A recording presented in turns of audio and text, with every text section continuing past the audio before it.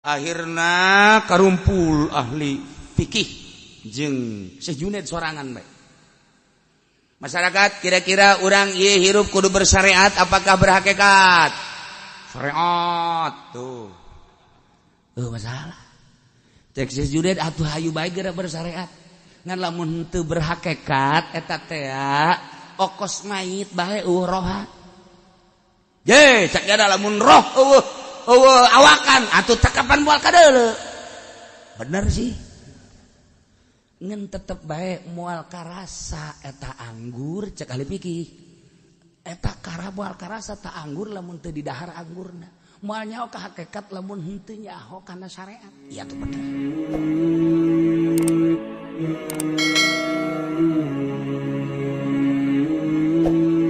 Sekamari wahai para mukminin mukminat seluruh,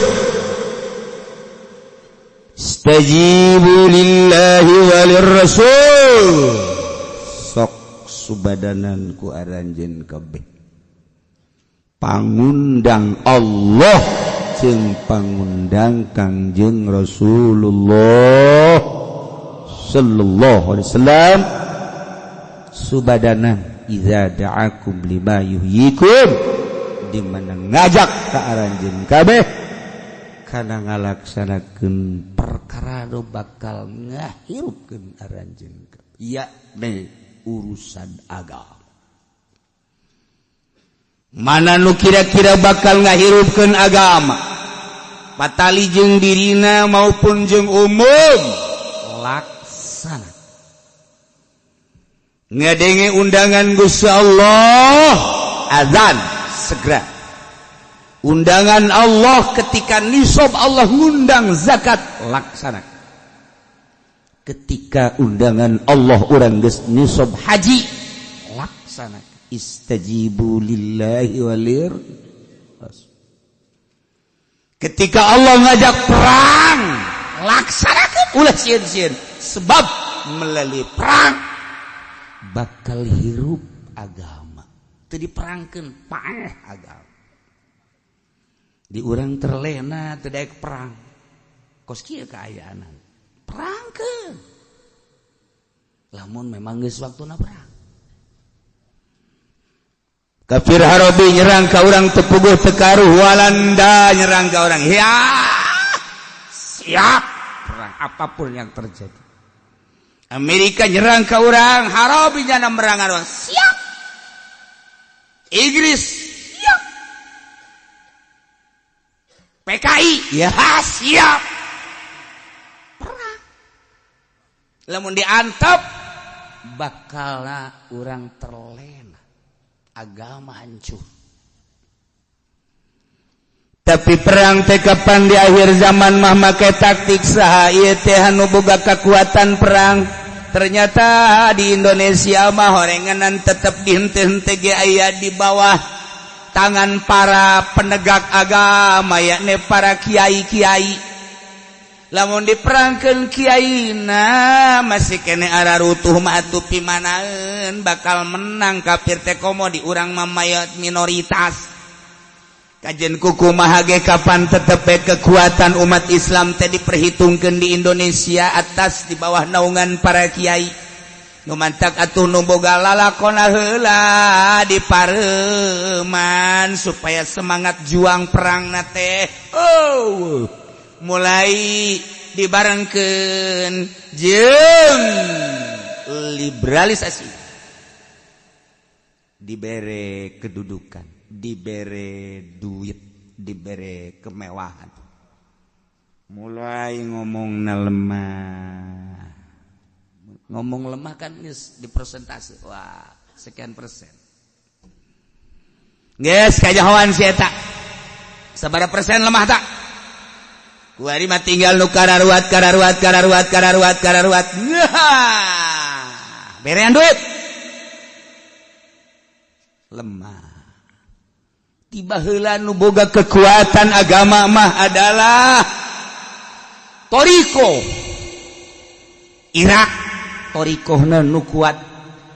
Syria torikoh nu kuat. Yaman thariqah nu kuat diakui dunia tamah termasuk di Indonesia ahli thariqah sebab thariqah mah hiji bae lillah nu dideuleu nyawa jadi taruhanana lillah thariqah mulai nyen thariqah gadungan ti kaler ti kidul ti wetan ti kulon nu penting masal zikir bae beuh zikirna ge ngaganggu kanu nyeri huntu geus pokon namanya lazala likir geus boga teu puguh kadenge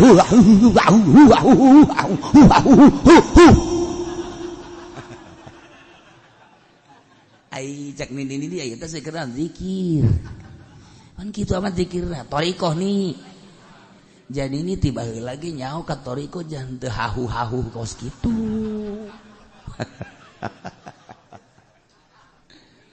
mana runcul ku ari aya anu ahli thariqah boga pamajikan anu 12 aya anu ahli thariqah teh boga pamajikan 7 haju kabelah dieuna nanggap orkes atuh naon bedana jeung jawara tama kos kitu beuh cenah lain deui engke lamun tas naon kitu ngaranna ngadaengkeun musik kajo tobat emang titah kitu emang kos gitu thariqah wal muncul ku ari di Pandeglang muncul di Serang muncul di Tangerang muncul thariqah teh bahasana ge mun asup ka thariqah ieu engke dagang jadi maju oh thariqah teh jurusana dagang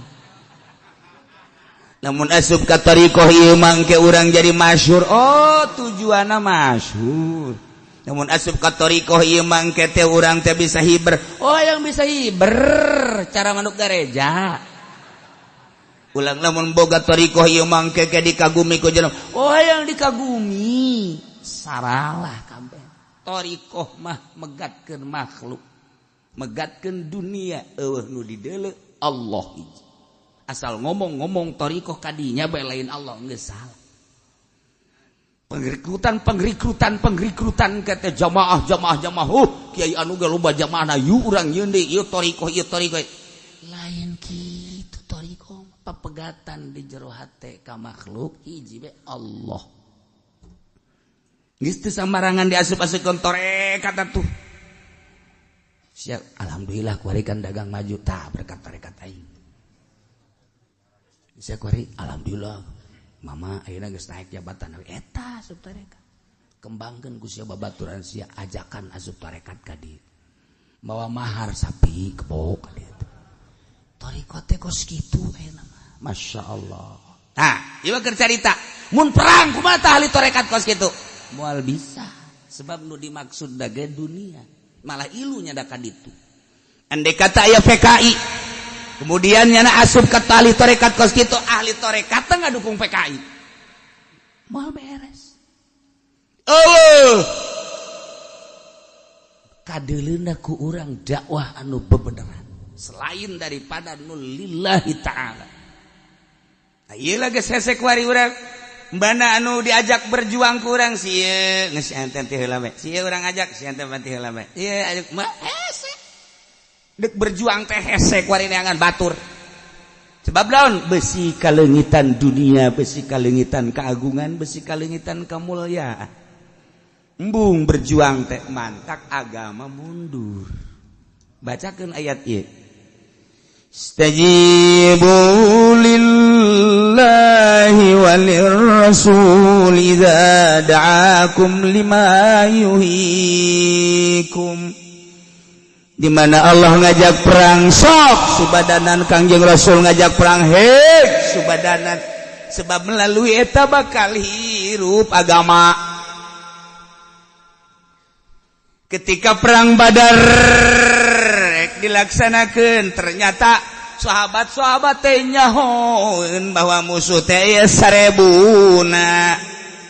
sedangkan geus terlatih kekuatan anu luar biasa duluy pembekalan anak pohar sementara di sahabat tangan 313 ge perlengkapan anak kapan teu aya aja maksudna ge lain nek perang ieu aya gimbir aya borangan sieun menghadapi musuh-musuh Allah maka Kangjeng macakeun ayat selanjut walamu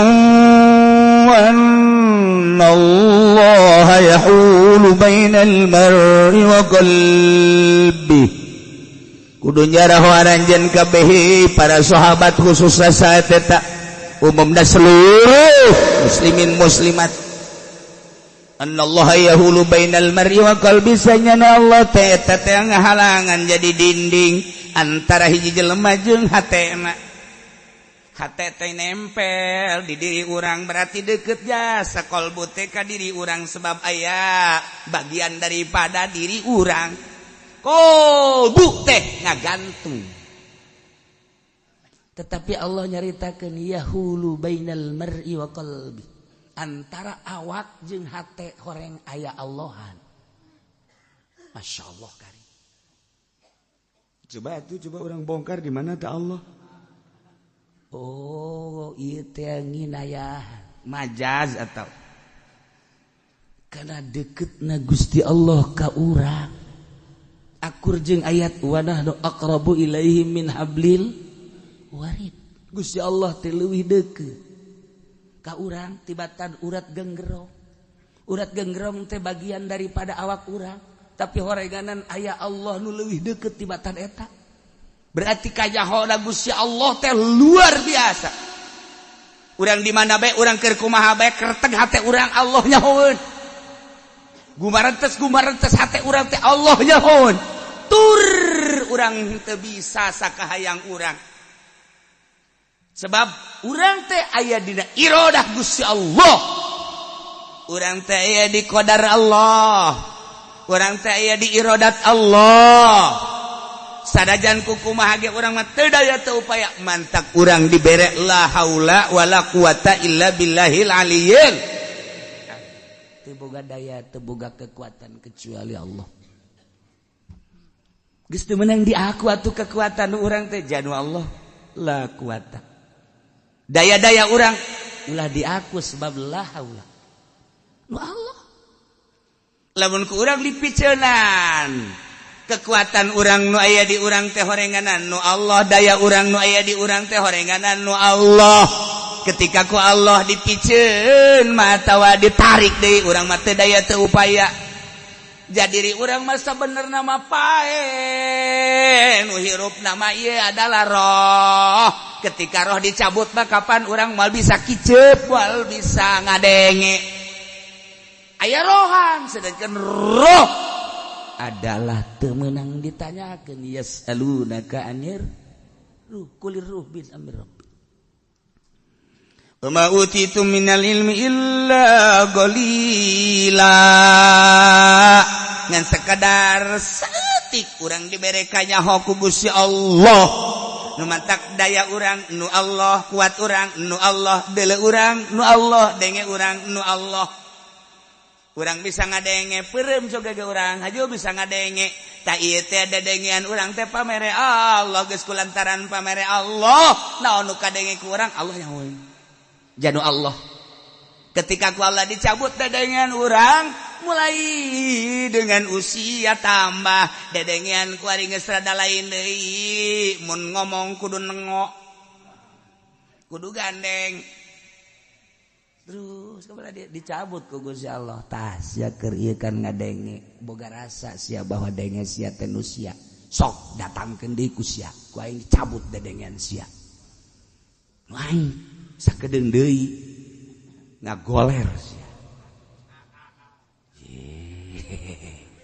deuleu sia ku aing deuleu sia sok beuntak kadeuleu ku sia nu kadeuleu ku sia eta teh aing nyaho sebab eta teh nang pamere aing cabut ku aing deuleuan sia mulai aduh huruf-huruf teh kadeuleu tapi bujur tetep kadeuleu insyaallah karim cek anu geus minus 7 8 5 nyana ngomong bu teu budak geulis amat cek incuna emang kadeuleu bah deuleu cenah abah teu kadeuleu nyaho nu beureum mah bibir kadeuleu bae ku abah ja abah sok maca Quran geus gageblek ceng Asa ditabaca Quran we ngagebleng.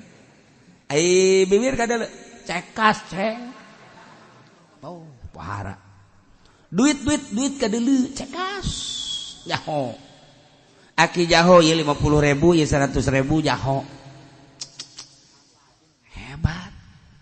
Ai ka kitab ngegebleng ceng. Gebleng. Sial ta mata. Ku nafsu mah kadele bae. Abah lah menonton TV kadele huruf ngeuletikna ge kadele cek. Insyaallah teh si Abah. Alhamdulillah dibere kurnia ku Gusti Allah. Alhamdulillah masyaallah. Ai Quran nu gede teh hurufna ngageblek ceng tah bah. Teu kadele make kaca sarua make kaca ge abah teu kadele geus lah. Ngeureun kieu ti Allahna. Amboh ti Allahna epok teh.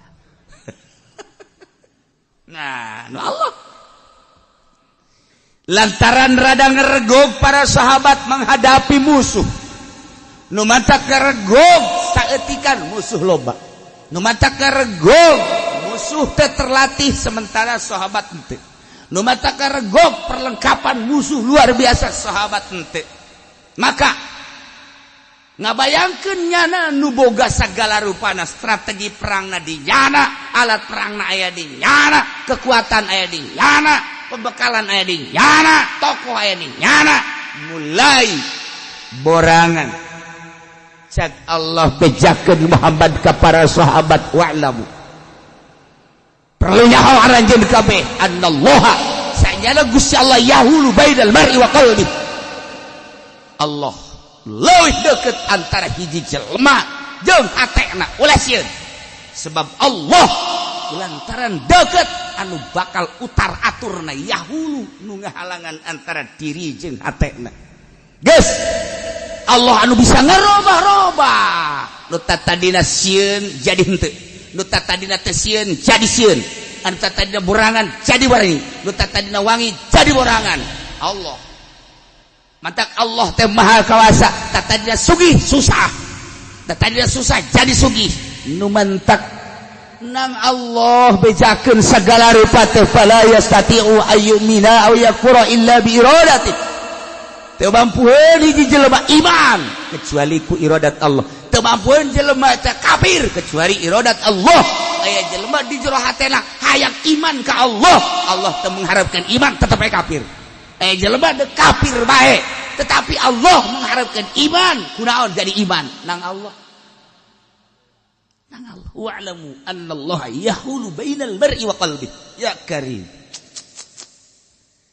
nu manta Kangjeng Nabi teh osok sering ngadu aya muqallibal qulub tsabbit qalbi ala dinik ya muqallibal qulub anu ngabulak-balik hate sabit qalbi Gusti tetepkeun hate abdi ala dinika kana agama Gusti.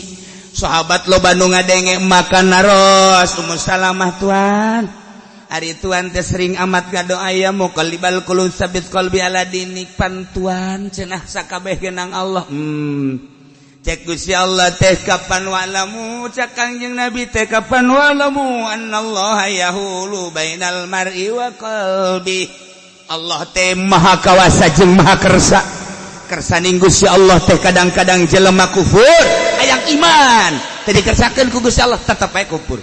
Jelema kafir hayang muslim hayang Islam iman lamun ku Allah henteu mah atuh tetep bae Islam bae iman bae.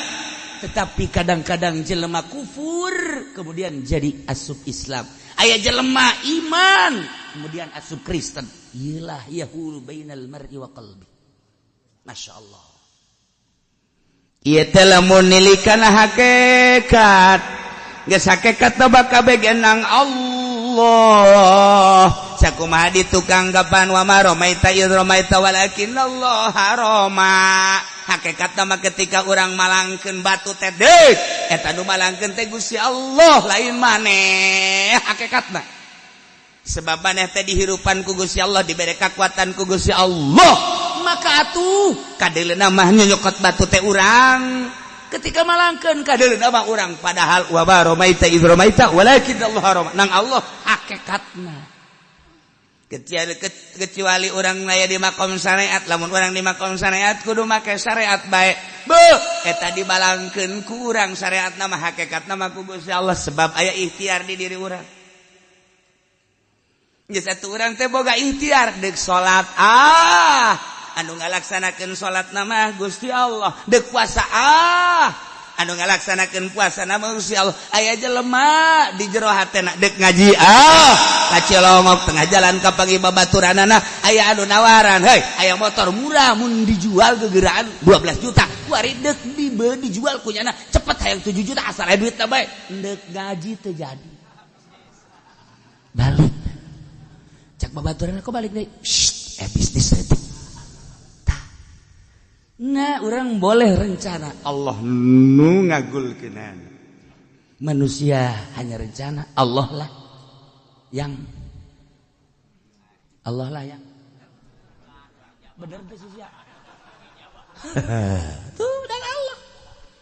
Tadi mantak ieu teh aya Gusti Allahan di jero hate urang. Anu leuwih deukeut ka urang mah sabenerna mah Gusti Allah. Sebab antara hate jeung urang nempel hate jeung urang, tapi dina Al-Qur'an ngajelaskeun yahulu bainal mar'i wa qalbi aya Allah. Keur ngaji mah urang meunang kuari ngomong ari sia salat nang sa nang Allah, ari sia puasa nang sa nang Allah, ari sia ngaji nang sa nang Allah, ari sia joget nang sa nang Allah, ari sia balik sendal nang sa nang Allah. Di makom taklim meunang. Sebab orang keur ngaji, kabeh nang Allah. Tuh nu kaluar tidak kudrat iradat Allah, ilmu hayat sama basa. Maling malah nang Allah, nang sa? Nang dia tah mah nya Allah maling. Deh. Ikhtiar nang urang, Allah mah pan pangeran ngagulkeun kepentingan Allah. Emang urang salat Allah untung atuh henteu. Emang orang lamun maksiat bae Allah rugi atuh henteu. Ngan sebagai pangeran ngalaksanakeun kahayang-kahayangna los. Si anu tah sia aing mah janji ieu, asal sia nurut ka aing surga, asal sia teu nurut ka aing neraka, aing mah janji. Aing mah teu boga kepentingan, aing mah maha suci. Cih, kumaha coba ieu? Los teh jang sia, aing mah nyin bae pokona mah wa ma khalaqtul jinna wal insa illa liya'budun, jang surga. Adapun sia aju maksiat, kumaha sia teh mah? Aing mah ieu bae ngalaksanakeun. Sia mabok, hayu wae. Teboga duit tak berek wae. Oh nu ngajualna polisi ge ngajualan obat mabok. Ayo sia, ulah hese-hese. Ayo diayukeun wae. Diayukeun wae. Sia salat, ayo wae. Sia puasa, sia ngaji, ayo. Kabeh ge eueuh di luar nang Allah. Sebab wa'lamu annallaha yahulu bainal mar'i wa qalbi. Ialah Jabariyah, Mu'tazilah, urang mah ahli sunnah wal jamaah make ikhtiar nama syariat nangaranan nang urang hakikat nama nang Allah. Numantak baheula Abu Nawas teh merangan kaum Jabariyah di Baghdad. Kiai-kiai teges asup kana Jabariyah kumaha Allah bae sagala ge. Sebab Al-Quran ngajelaskan wa ma ramaita idh ramaita walakinallaha rama. Ditambah ku ayat ieu annallaha yahulu bainal mar'i wa qalbi. Tuduh-tuduhkeun ku ulama teh kabeh na Allah. Urang nyebut teh sia keur ka dia keur naon? Sia aing keur diuk nang Allah. Sia lempang nang Allah lain aing. Sia keur ngampak naon? Allah. Nu di kantong sana Allah. Kabeh nang Allah. Di perangan ku Abu Nawas. Cek Abu Nawas dulur sing ada tetep urang masyarakat. Geus make ikhtiar wow, dilawan ku kabehan Abu Nawas. Madak Abu Nawas aju eedanan ge di samping nagara acak-acakan. Oge, ieu kiai-kiai asup kaum Jabariyah kabeh. Kaum Qadariyah. Masyaallah. Abu Nawas dakwah terus baik barang balik jam 12 peting ka imah ditimpahan imah ku kaum Jabariyah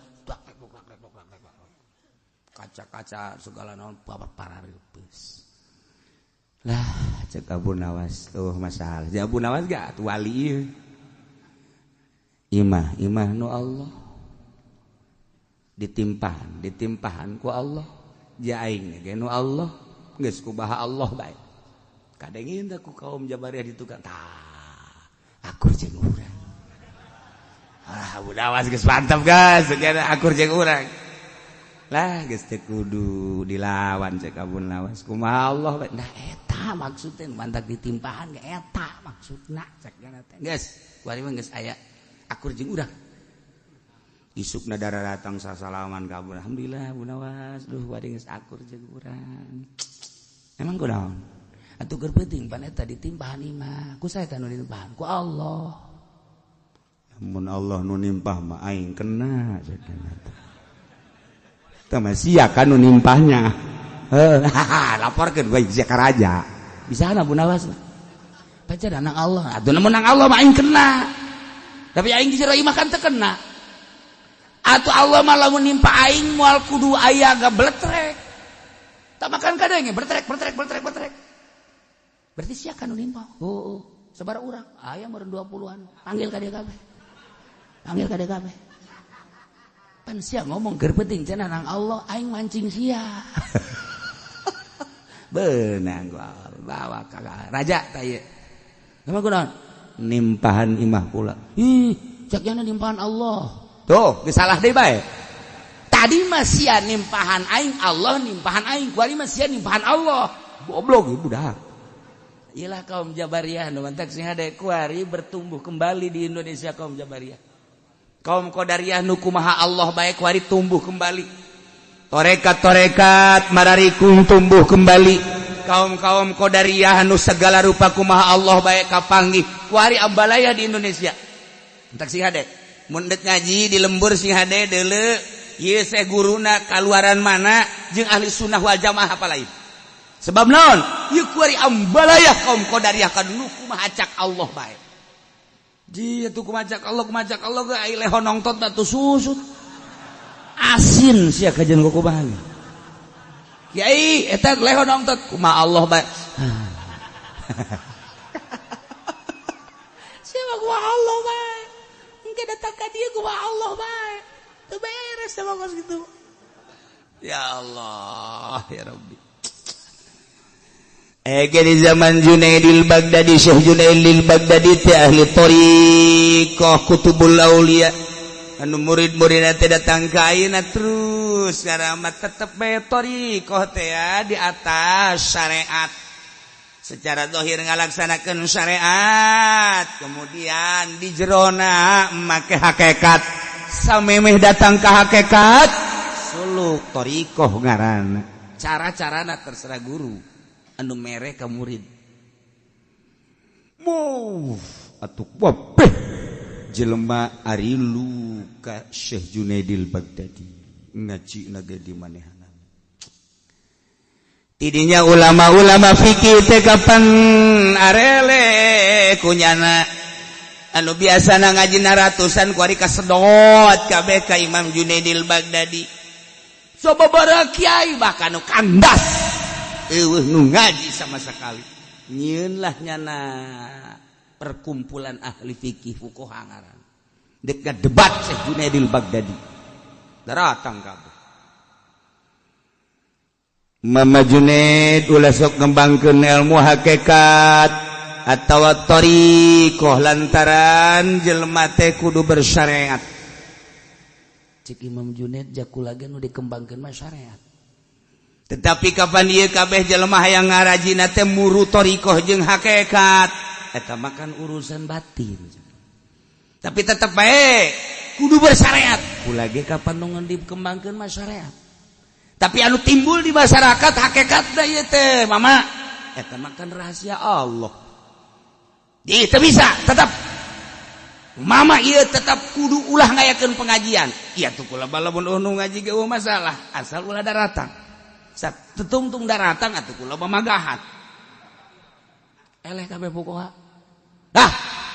teu bisa pokona kieu bae lamun endeup geus ulah ngomong tarekat ulah ngomong hakikat urang syariat bae kajian hukum ge jak kula ge tilok ngomong-ngomong eta mah nyaritakeun teh ahli-ahli hakikat ahli Allah eleh deui tetap kajian kumaha ge ulah sok mamawa tarekat jeung saha hakikat kudu syariat bae ieu bahaya ieu kabeh ieu garajina teh ka mama kami ieu teu boga murid ieu pantama gerak Allah capek aing ngomong sia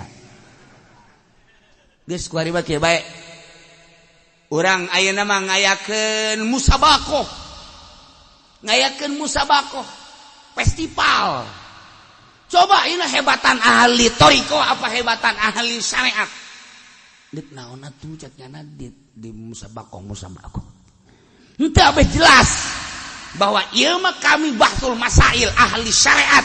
Geus masyarakat kudu nuturkeun ahli syariat. Teu beunang nuturkeun ahli toriko. Tuh masalah hayu atuh cekna teh. Tenang bae Syekh Junaid. Hayu kula mah keur carita eleh masalah. Cenah atuh ayeuna mah ulah ngararaji ka kula tinggal di tarahan bae ulah kudu ngaji unggal pengkolan tahan ulah ngaji ka dinya masalah kula mah ieu mah ibadah ka Allah keur aya jelema atuh kula mah ngaji keur aya jelema maca Quran kula mah maca shalawat geus hese-hese teuing kula mah di kamar bae jeung pamajikan kula ke anakan sia ngomong padu bae ali hakikat bagus itu gawe nya mah. Sebab nya mah geus pepegatan sabon. Gas. Akhirna karumpul ahli fikih jeung Syekh Junaid sorangan bae. Masyarakat kira-kira urang ieu hirup kudu bersyariat apakah berhakikat? Syariat tuh. Masalah. Cek Syekh Junaid atuh hayu bae geura bersyariat. Ngan lamun teu berhakikat eta teh okos mayit bae roha. Ye, cak ada lamun roh awakan atuh takapan moal kadeuleu. Bener sih. Ngan tetep bae moal karasa eta anggur cek ahli fikih. Eta kara moal karasa ta anggur lamun teu didahar anggurna. Moal nyaho ka hakikat lamun henteu nyaho kana syariat. Iya tuh bener. Saha deui atuh neuk ngarasakeun ta anggur amis haseum aya teu didahar mah kumaha. Bener cek Syekh Junaid. Nah, kuari coba keunggulan ahli hakikat naon? Jitu keunggulan ahli hakikat mah biasa bae. Lamun keunggulan berarti stop ulah ngaji. Masalah. Henteu. Kami hayang nyaho keunggulan ahli hakikat naon? Keunggulan ahli hakikat mah eueuhna naon ngan ka Allah doang maksudna kitu ge di atas syariat. Coba buktikan. Dibuktikan kuari ku Imam Junaid al-Baghdadi. Cokot ka dieu batu tilu. Cokot batu tilu.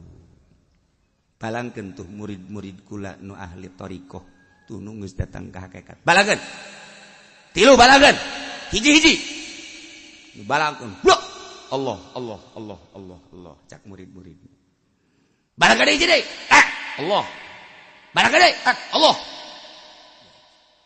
Coba kuari tilu balangkeun ka ahli fuqaha, ahli syariat. Balangkeun. Baik. Haram ya ngabalangkeun bos ieu. Ieu haram ya, goblok ya, tolol ya. Balangkeun deui. Ieu hukumna biadab nu kos ieu. Wali haram. Balangkeun deui sarua bae. Bedana sakitu. Lamun ahli syariat mah dibalangkeun batu ngocoprak.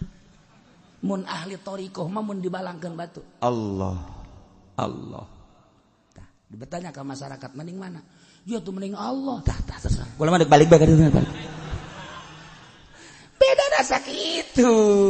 Tinggal ahli syariat we nyana jaheuh nya cak nya teh. Lah orang ke gugur bae tuh kada tuh jagana teh eleh ahli ahli fuqaha ahli syariat ngaguru ka Imam Junaid al-Baghdadi henteu kudu make karomah teu kudu kakarake make akal encan ditembongkeun karomah Syekh Junaid al-Baghdadi encan ngagerokeun manuk nyana hiber di awang-awang nyana bisa napak sancang encan ditembongkeun karomah kakarak make akal doang. Nah lamun ahli thariqah mah di balangan batu teh eta sebagai gambaran simbolis doang langsung mereka Allah.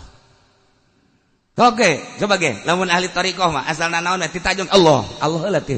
Tapi lamun ahli syariat goblok teh batu teh meulu goblok sia kae.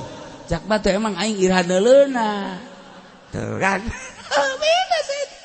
Masya Allah. Nanya awewe ge ya ahli thariqah mah lamun nanya awewe neng di mana neng di Allah karim geus beres geus sakitu dah maha kawasa Allah nyieun hamba tersebut ka kula beres. Coba ahli syariat neng mana neng di awas ya kuai awas ulah sambatkan aya sia lamun encan mamawa sepak ka imah aing parang sana aing teh nyaho ka Cisok kameureunanan syariat. Beda setik tah etalah ahli Allah jeung ahli syariat tinggalin ahli syariat dagang rugi dagang rugi. Masya Allah karim Allah saat ieu mere gerak dagang rugi selesaikan. Coba ahli fikih kunaon mengaji dagang rugi aja kudu kumaha teluh kabeh beres kabeh ge aja kumaha tuh un beres anak incu un beres kabeh ge dasarna un ngatukung kabeh ge dahar-dahar ti aing nginum-nginum ti aing giliran aing rugi aing disengsarikeun bara roblok kabeh ge dibelem ka ieu imah tolong teh coba. Ahli syariat kos kitu je atuh tuh kadang we ku anak incu bah atuh rugi sih kok berubah yang dibakar gua aja jangan ikut campur lo gua lagi pusing ikut campur aja.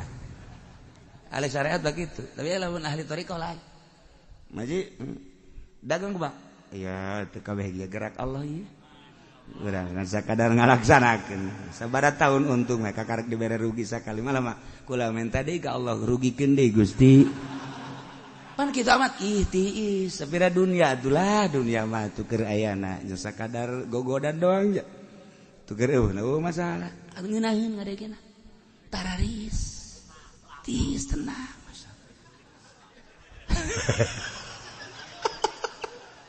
jaga urang ka ieu kiai anu narekat ge Waalaikumsalam Ustaz kiai padi loba amat atuh nu Allah we diayakeun we ka dicokotan oh masalah. Coba ke ahli syariat kiai ada mobil aya itu mobil ngridit puguh can kabayar bulan ieu ge bantuan tah aing tah puyang aing ieu kredit baheula di udah kreditan we aing puyang jasa nu kamari mah pamajikan ge dijual ku aing bah beda nada ge geura ahli Allah mah senang kana hati tenang.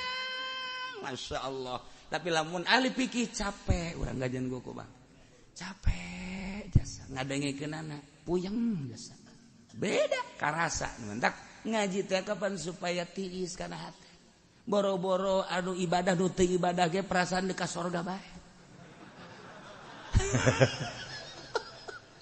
Aduh geus ngaji di dieu urang salah ge hampir ka sorga hampir tiis perasaan.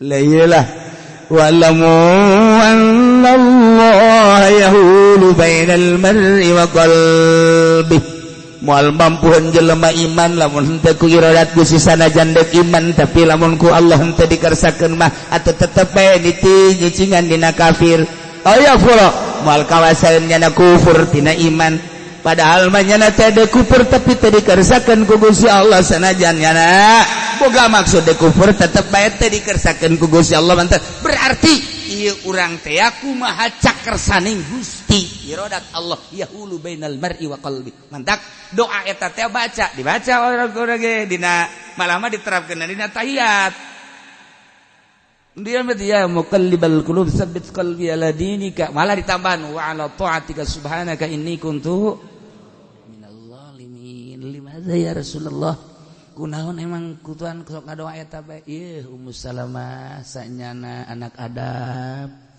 hirup teh baina usbu'ain min asabi'il khaliq min asabi'illah aya di antara dua kehendak Gusti paman asya'a lamun dikersakeun ku Gusti Allah naja salamet waman asya'a dhalla wa zago namun dikersakeun ku Gusti Allah sasar cilaka hanya Allah lah anu nentukeunana.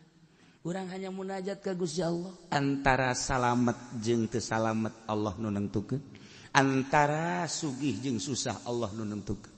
Antara makmur jeung cilaka Allah nu nentukeun.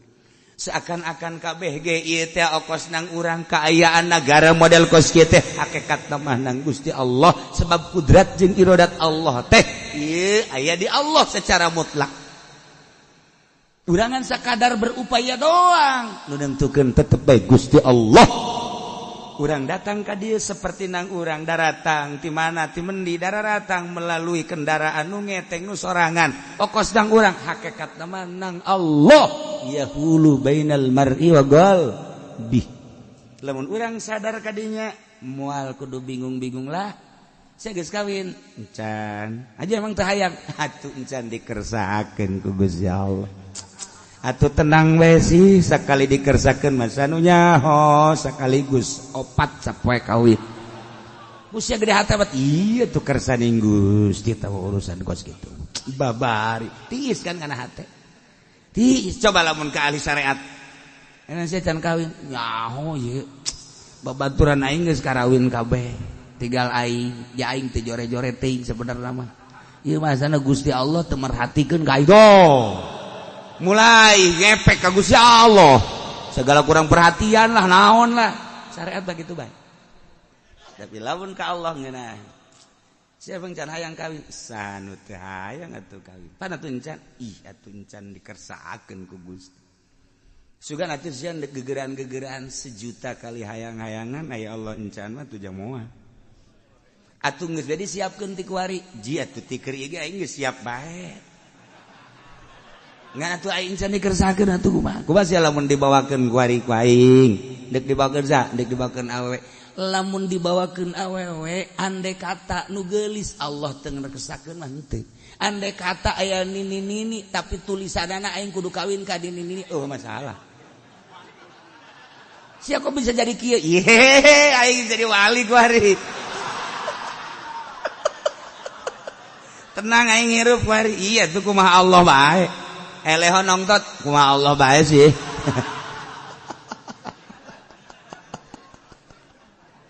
Kumaha derap-derap keunala. Ngeunaheun jeung ali Allah mah eueuh duh bingung. Kaluar ti majelis sendal eueuh. Ngaji emang kemana? Atuh meureunan digerakeun ku Allah kudu aya nu make. Atuh masalah.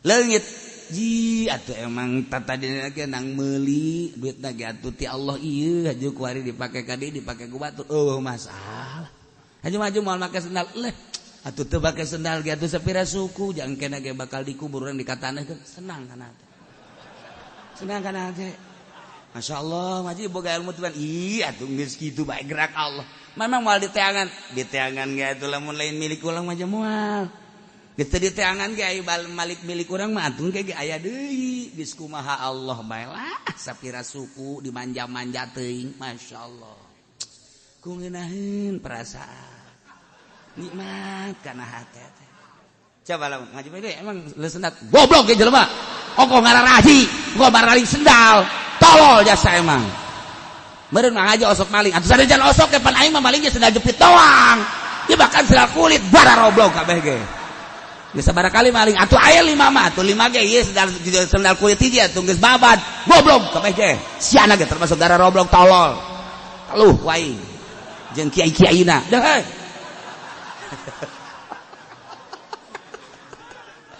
hareudang jeung ahli syariat lah hareudang wae ngeus hareudang wae masyaallah coba ge lamun jeung ahli hakikat beungeun ngaji tas di mana ngariung aja menang berkat leh atuh teh makan urusan Allah kadang-kadang menang kadang-kadang teu lah atuh sapira berkat amplop menang deuh tidak masalah kos kitu ilah tuh pokona geus kumaha Allah bae ja urang gerak-gerak nang Allah cicing-cicing Allah dibere-bere nang Allah geus kumaha Allah bae senang henteu ieu beureuh berkatna tinggalin sabodo keur di dahar bae ku batur masalah lah sapira berkat jak kamari ge meunang berkat di baya kene geus ngeunaheun kan tiis kana hate sejuk geus sedeng tangan nasehatan batur ge sebab kos kitu geus bake saudara-saudara sekali mah majeuna Ji, ente bangun kepat. Heeh. Teu benang berkat buara roblog panitia kabeh ge. Tarolo. Ya. Aing abong-abong panderi bat bit bet bae. Ya aing dirinya lalaunan mobil dut-dutan ge tetep bae wayah poho bae tolol kabeh. Saing moal deui aing kadinya. Ye atuh disusul bae sabodo sia geus. Nya kata deuk disusul los bagi 2 jeung aing. Heuh. Kadengna hareudang. Hareudang kadeng. Teh cara nu tadi. Lah tu dunia ieu sabira berkat. Tapi bari cerit lah sabira berkat.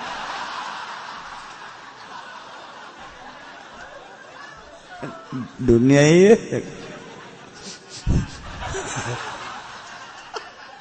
kiai kunan geraya gerul ulah sok dipikiran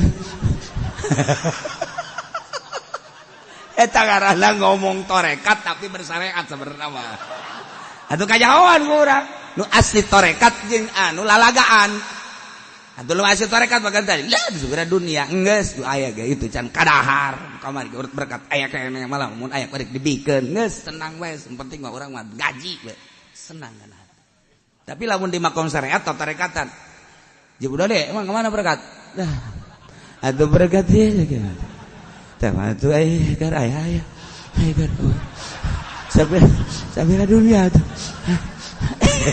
pan eta mah ngadeg beri ya tuh tah geus sok dipikiran dunia ieu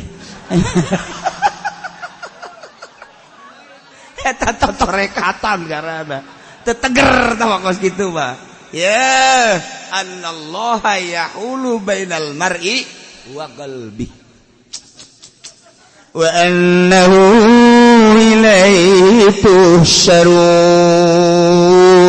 sanyanya kalakuan naon ka Allah hungkul tusaruna anjeun bakal digiring fayajazikum bi'amalikum maka Allah bakal ngabalas ka anjeun kabeh lawan amal-amal aranjeun kabeh geus kasimpulanana ajakan-ajakan Gusti Allah teh segerakeun ku urang ketika Allah ngajak ketika Kangjeng Rasul ngajak selalu segerakeun ku urang ajakan-ajakan Allah teh sebab eta nu bakal ngahirupkeun kana agama tetapi ingat awas mun tayangna ka Gusti Allah ulah borangan sebab Allah nu bakal ngarobahkeun ti borangan kana berani ti berani kana borangan buktina itu kaum kafir nu 1000 ternyata nu tatadina berani dirobah ku Gusti Allah jadi borangan mukminin nu tatadina borangan dirobah ku Gusti Allah jadi beranian nu mantak awas ka Gusti Allah yahulu bainal mar'i wa qalbi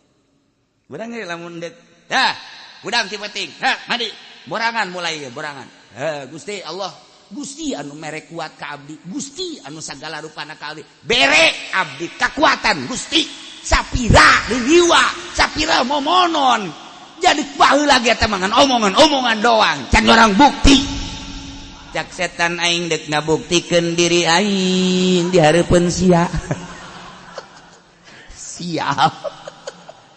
penta ka Gusti Allah penta mantak ulah jadi seungseurikeun setan teh kapan hadir di sisi urang yang serikeun ka urang cak setan da ji cenah jadi hamba Allah tapi asal Allah ngajak henteu tolol saja ngomong bae hamba Allah tetapi asal salat azan tilok gegerah asal boga dunia zakat tilok cenah ngaku hamba Allah setan ngenying sedikit tolol teh budak tolol cenah setan teh lanatullah sing hade cenah sia urang sok nuturkeun setan pan ai ku aing diajak nirilik bae kakarak ge ku aing dibere HP geus ga HP bae hudang hees HP endek hees HP tengah poe HP penting-penting HP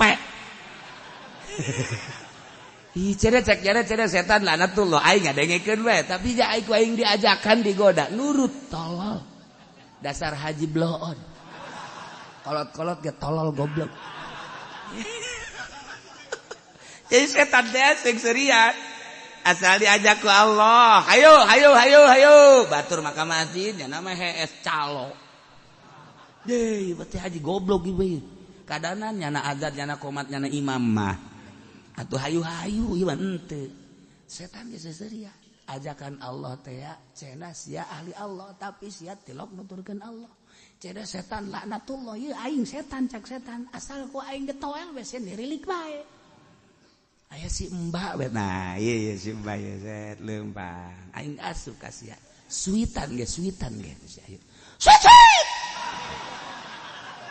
cak setan teh tolol goblok cenah sia ahli Allah pan kanu haram ge terus bae nah geus teu kudu ku aing cak setan cuk ka dieu ka incuna ari ka dieu aya naon bapak kolot teu kudu ku abah kolot ieu mah ku sia bae heula tah goda tah ki haji kos kieu mah haji tolol geus sia bae ke lamun incu geus teu teurak bebeja deui ka abah kolotnya oh abah kolot enteng geus ku HP bae ge beak ge nuhun atuh dibere pagawean hayu geus ke ku abah dibere piala acengnya tah kos gitulah urang lamun nyaritakeun tentang kahirupan rok gerak randapan Masya Allah aya di mana posisi urang aya di mana tentang urang ngalaksanakeun ajakan-ajakan Allah jeung ajakan-ajakan Rasulullah jeung datang ka mana ngaantisipasi tentang ajakan setan sebab sing hade yeuh wa annahu ilaihi tusyarun kade urang bakal digiringkeun dihijikeun ti Allah bakal balik ka Allah wattaqu fitnatan wallahu